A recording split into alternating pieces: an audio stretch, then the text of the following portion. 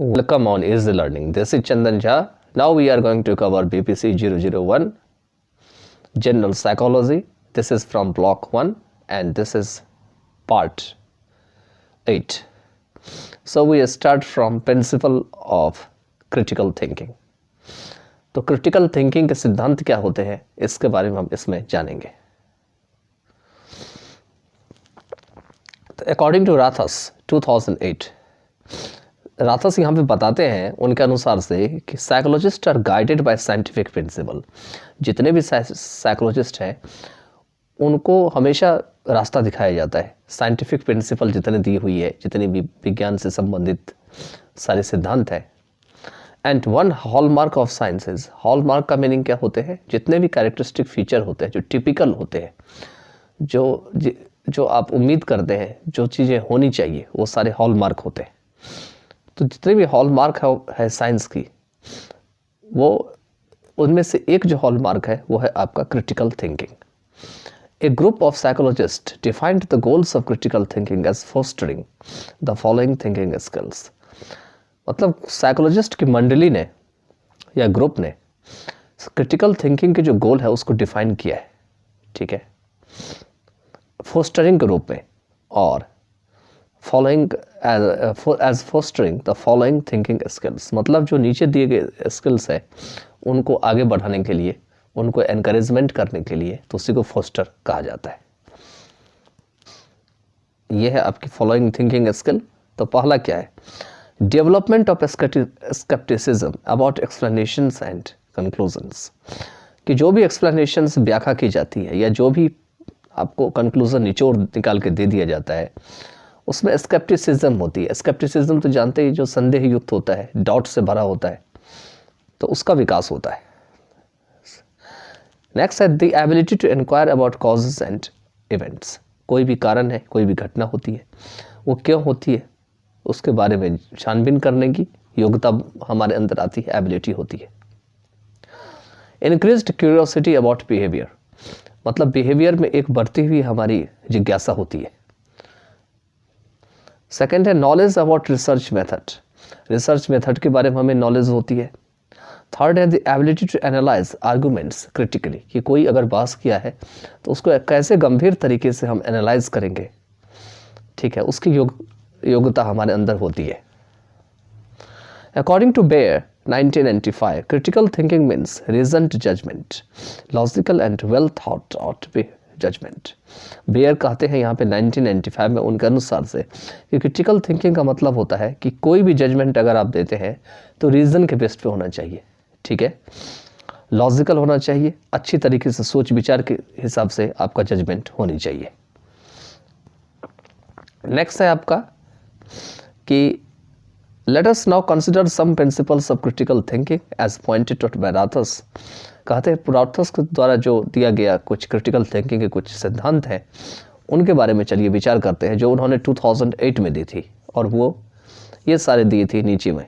पहला तो है be sceptical, keep an open mind, politicians and advertisers try to persuade you, accept nothing as the truth until you have examined the evidence.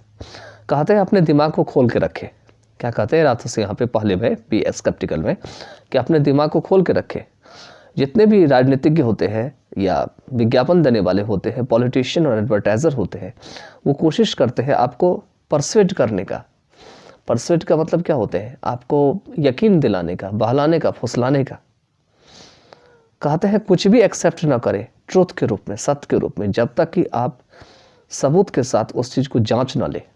Until you have examined the evidence. Second है examine definition of term. जो भी शब्द दी गई है उसके definition को examine करें. Some statements are true when a term is defined in one way. कहते हैं कुछ स्टेटमेंट ऐसे होते हैं जब आप किसी टर्म या शब्द को एक तरीके से अगर आप डिफाइन करते हैं तो वो आपको सत्य मालूम पड़ेंगे. But not when the term is defined in an other way. लेकिन दूसरे तरीके से अगर आप इसको जांचते हैं, डिफाइन करते हैं, तो ये आपको सत्य नहीं मालूम पड़ते. So try to follow the real meaning of a term. तो इसीलिए कोशिश करिए कि उस शब्द का आखिर में असली अर्थ क्या है, उसको जांच करिए, उसको फॉलो करिए.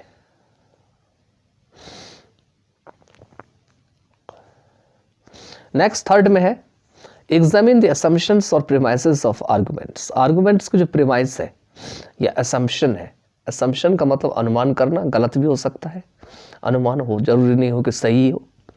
तो consider the statement that one can not learn about human beings by engaging in research with animals.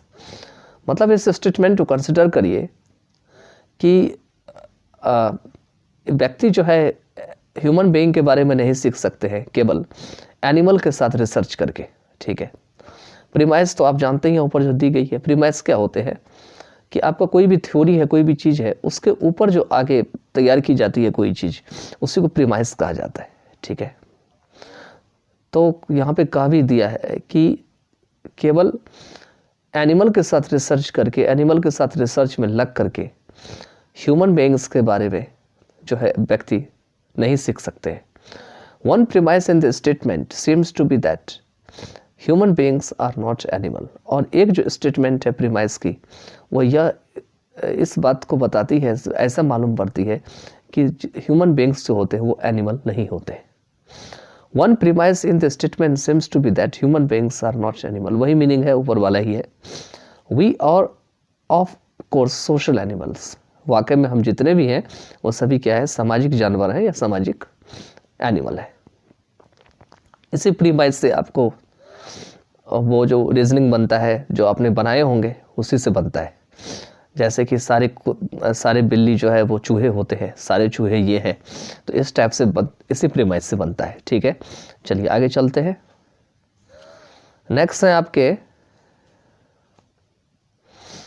Fourth में, be cautious from drawing conclusion from evidence. जो भी आपको सबूत दिया गया है उससे जो भी निचोड़ आप निकालते हैं, कंक्लूजन निकालते हैं, ड्रॉ करते हैं, उससे चौकन्ने रहे, सावधान रहे, कॉशियस रहे। Suppose you see a driver drinking before he she met with an accident, you are too quick to draw a conclusion that drinking was the cause of accident. मान के बैठ चलिए कि आप एक ड्राइवर को पीते हुए देखते हैं एक्सीडेंट होने से पहले, और आप तुरंत जो है इस निचोड़ पे पहुंच जाते हैं कि जो ड्रिंकिंग जो था, मतलब शराब जो पीना था, शराब पीने के कारण जो है एक्सीडेंट हुई थी। However, there may be other causes such as bad road, mechanical failure or fault of other driver. हालांकि ऐसा भी हो सकता है कि दूसरे कारण हो इसके पीछे, हो सकता है बुरी हालत हो रोड की, हो सकता है गाड़ी में कोई मैकेनिकल फेल्योर हो गया हो, कोई पार्ट्स खराब हो गया हो, या कोई आसपास के ड्राइवर हो, उनकी गलती हो। One or more of which might have been the cause of the accident. एक या एक से अधिक एक्सीडेंट के जो है कारण हो सकते हैं। नेक्स्ट है फिफ्थ में, consider alternative interpretation of research evidence. Research evidence की जो अर्थ है, इंटरप्रिटेशन है, उसका कोई और वैकल्पिक रास्ता निकाले, ऑल्टरनेटिव वे निकाले। You read a statement based on a research that frustration leads to aggression. कहते हैं रिसर्च के आधार पर में इस स्टेटमेंट को आप पढ़ते हो कि फ्रस्ट्रेशन जो होते हैं उससे एग्रेशन होती है। ठीक है, however all frustrated people are not necessarily aggressive. लेकिन फिर भी जितने भी फ्रस्ट्रेटेड पीपल होते हैं जरूरी नहीं है कि एग्रेसिव हो जाए। Similarly aggressive behaviour is not due to frustration alone. इसी तरह से एग्रेसिव बिहेवियर ही एकमात्र कारण नहीं होता है, या ये नहीं होता है कि ये फ्रस्ट्रेशन के कारण होता है। Though research evidence is accepted without question, researchers may differ in their interpretation of the same. कहते हैं भले ही रिसर्च की जो एविडेंस है उसे बिना क्वेश्चन के एक्सेप्ट किया जाता है, लेकिन रिसर्चर जो है इसी प्रकार की इंटरप्रिटेशन या व्याख्या देने में अलग अलग हो सकते हैं। So you must think of other alternative interpretations of results rather than blindly accepting the explanation given by a researcher. इसीलिए कहते हैं कि आपके पास और भी वैकल्पिक इंटरप्रिटेशन का रास्ता होना चाहिए उस चीज़ को बताने के लिए, इसकी अपेक्षा कि आप उसको आंख मूंद करके जो है, जो रिसर्चर के द्वारा जो एक्सप्लेनेशन दिया गया है उसको आप स्वीकार कर रहे हो। ठीक है, तो फिफ्थ में आपको यही दिया हुआ है, consider alternative interpretation of research evidence. ठीक है, नेक्स्ट है आपके सिक्स्थ में, डोंट ओवर सिंप्लीफाई। मतलब सिंप्लीफाई तो करो लेकिन ओवर मत करो, उसको इतना आसान मत बनाओ। Most human behaviour involves complex interaction of genetic and environmental influences. बहुत सारे ऐसे लोग हैं जिनके बिहेवियर में जेनेटिक और एनवायरनमेंट का प्रभाव काफ़ी ज़्यादा होता है, उनकी मिलावट होती है। Also consider the issue of whether psychopathy helps people with psychological problems. कहते हैं यहाँ पर में कि इस मामले को भी देखें कि साइकोपैथी जो होते हैं वो क्या करते हैं, साइकोलॉजिकल प्रॉब्लम वाले जो लोग होते हैं उनको हेल्प करते हैं। नेक्स्ट है आपके a broad answer to this question. एक बहुत विस्तृत जो आंसर होना चाहिए इस क्वेश्चन का, बहुत बड़ा सा आंसर होना चाहिए। सिंपल यस और नो, वो होना चाहिए यस और no. Might be oversimplifying, हो सकता है कि इससे भी सरल आंसर हो। It is more worthwhile to ask, कहते हैं इससे भी ज़्यादा उचित होगा पूछना। What type of psychopathy practised by whom is most helpful for what kind of problem. ये किस प्रकार के साइकोपैथी जो है किसके द्वारा प्रैक्टिस किया जाता है, कितना ज़्यादा हेल्पफुल है और किस प्रकार की प्रॉब्लम के लिए है, for what kind of problem. Next है आपका डोंट ओवर जनरलाइज। तो यहाँ पर मैं कह रहे हैं कि इसको ओवर जनरलाइज ना करें। जनरलाइज का मतलब होते हैं कि इस तरीके से उसको दिखाना कि ये हर हालत में जो है ये सही होते हैं, ये गलत नहीं होते हैं, जबकि कुछ चीज़ जो होते हैं कुछ ही हालात में वो सही होते हैं, ठीक है, लेकिन आप उसको हर हालत में सही कर मान बैठते हैं, उसी को जनरलाइज कहा जाता है।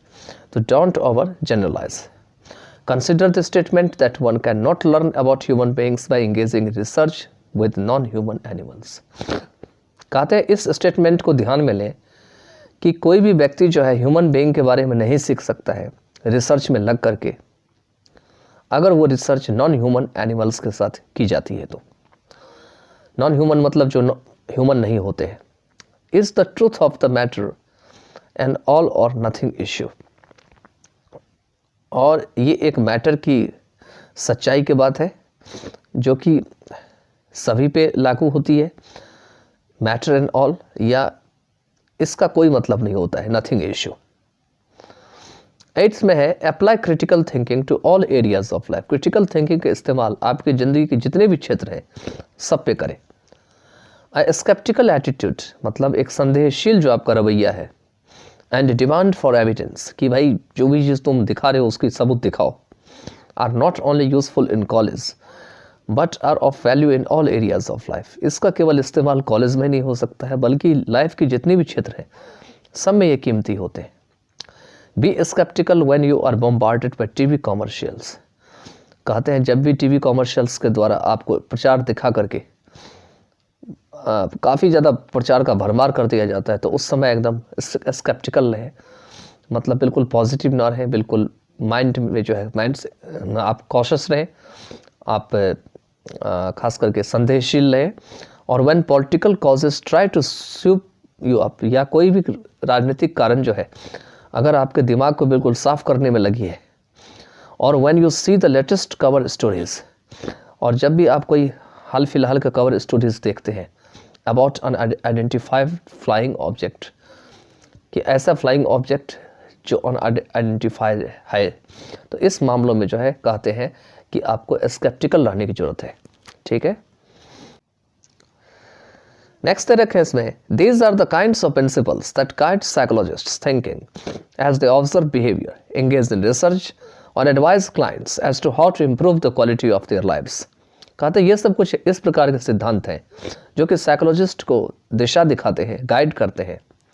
यह सोचते हुए थिंकिंग, उनकी जो थिंकिंग होती है उनको गाइड करते हैं, क्योंकि वो बिहेवियर को ऑब्जर्व करते हैं, रिसर्च में लगते हैं, क्लाइंट्स को सलाह देते हैं, एडवाइस करते हैं as to how to improve the quality of their lifes. किसके बारे में देते हैं कि किस तरीके से अपने जीवन की जो क्वालिटी है, जो आपको लाइफ है, उसको और बेहतर बनाया जाए, उसको इम्प्रूव किया जाए। Now let us look at the nature of task psychologist are engaged. कहते हैं चलिए जो टास्क की जो नेचर है उसके तरफ देखते हैं जिसमें साइकोलॉजिस्ट जो है वो लगते हैं। तो देखते हैं आखिर में साइकोलॉजी की टास्क क्या होती है 1.4.5 में।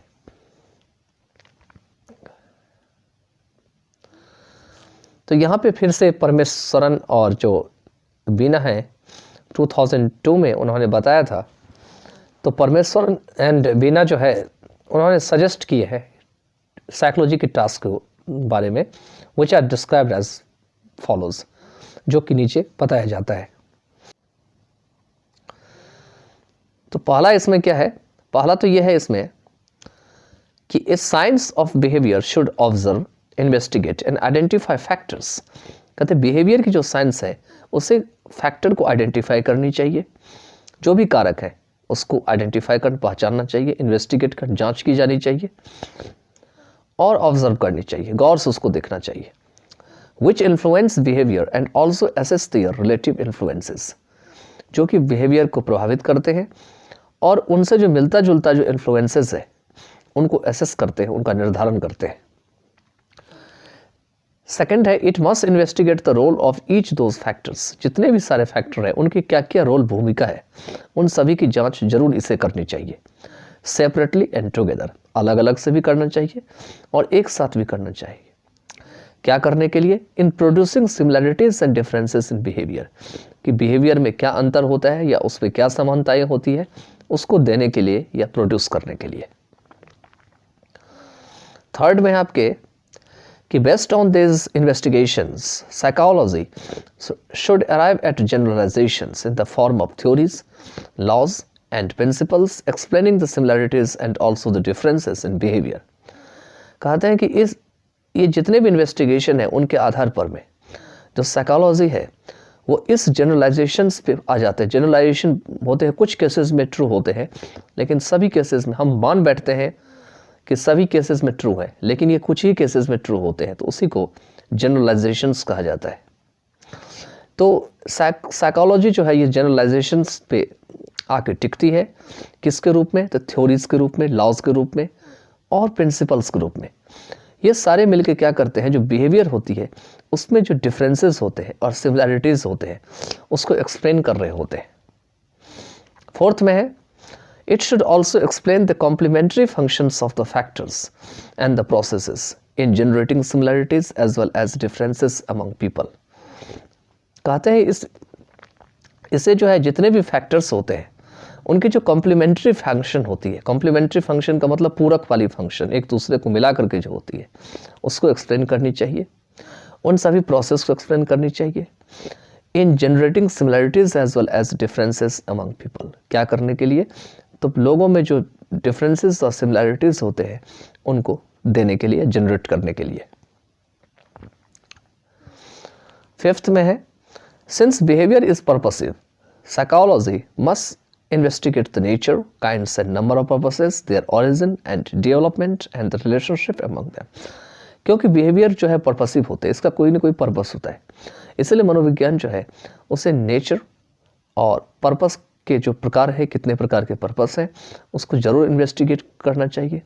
साथ में उनकी उत्पत्ति कहाँ से हुई है, उनका विकास कैसे हुआ है और उनमें आपस में क्या संबंध है, रिलेशनशिप क्या है, उनको भी जरूर इन्वेस्टिगेट करनी चाहिए।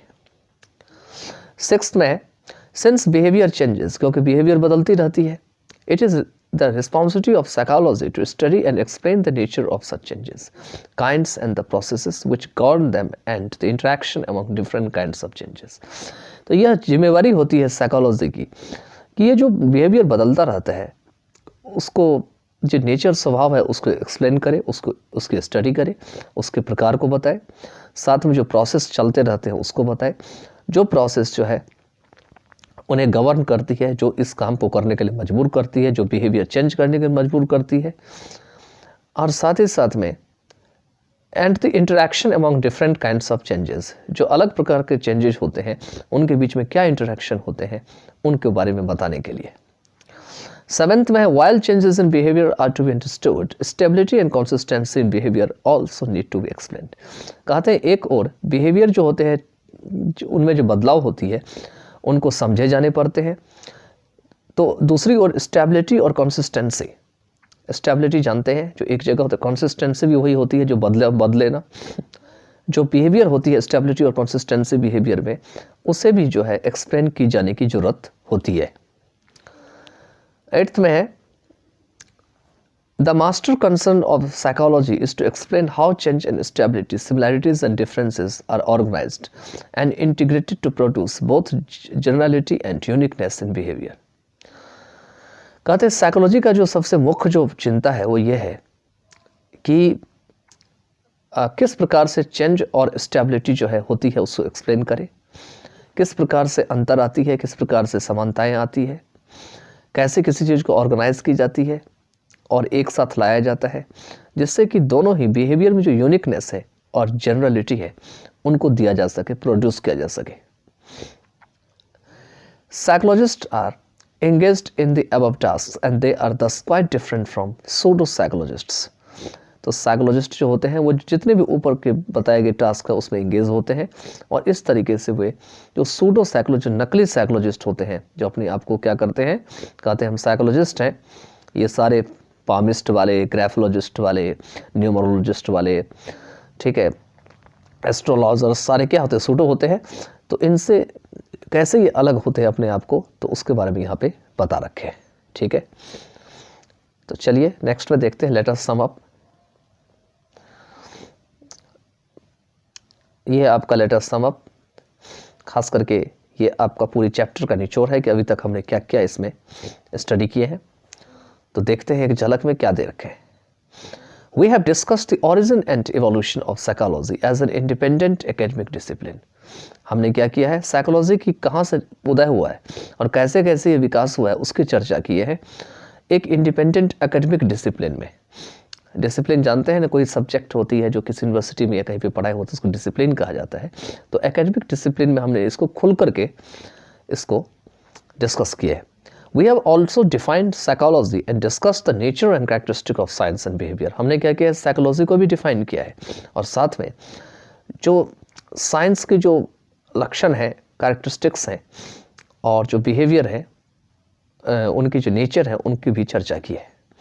नेक्स्ट पैराग्राफ में further we have also discussed the meaning and concept of psychology and the principles of critical thinking and that guide psychologist.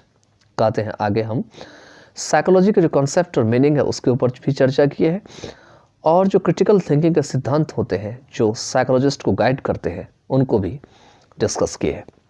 Finally some of the pseudo psychologist have been described and the task of psychologist have been highlighted.